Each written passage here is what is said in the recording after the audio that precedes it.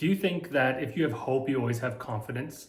I think it's possible that you can have very little confidence and still have hope. It might not be a lot of hope. It might be not be very joyful hope even, but hope propels us forward, even if it's very slowly forward. In Job chapters 8 to 10, which is what we'll be covering this coming Sunday in my sermon, we see a speech from Bildad and then a follow-up speech from Job. And once again, we're finding here an emotionally charged interaction. Bildad is convinced that Job has done wrong, even accusing his kids of being killed because of their sin.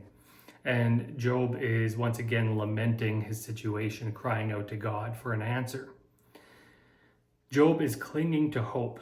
He is approaching God, even if it seems not very respectful in his language. He's approaching God face to face, and he wants a response. His hope isn't cheerful, it's not happy, and it's hardly confident. But with trembling hands and a broken heart, he comes forward to God in vulnerability. And we see in this section a faith that doesn't pretend. He's not putting on a show. He's speaking directly to God about how he truly feels. In Job 10, verse 8 to 9, it says, "Your hands shaped me and made me. Will you now turn and destroy me? Remember that you molded me like clay. Will you now turn me to dust again?"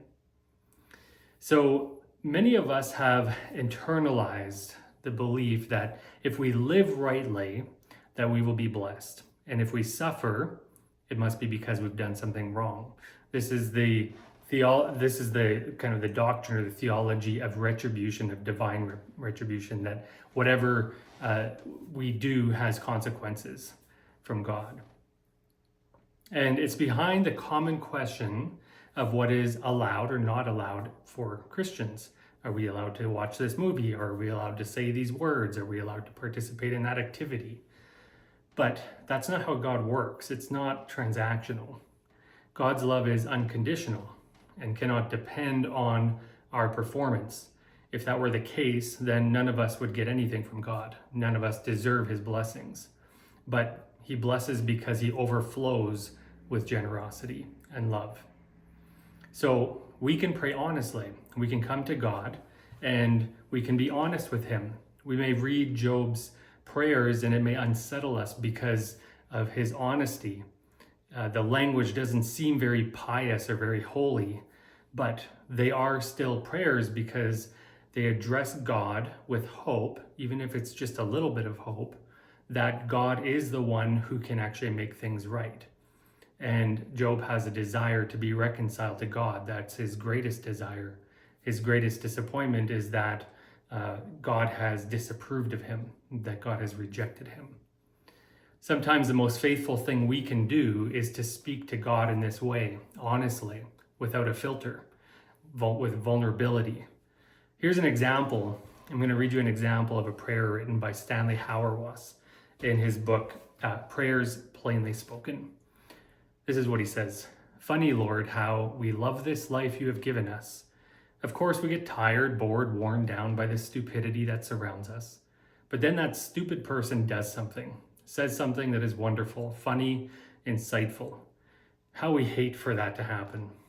But thank God you have given us one another, ensuring we will never be able to get our lives in order.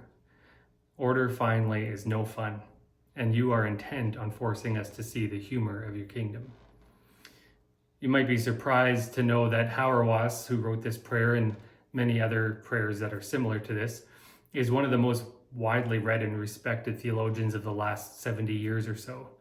But he maintains his humility through honesty, through prayers like this that speak to our common circumstances. And this is a very important way to pray.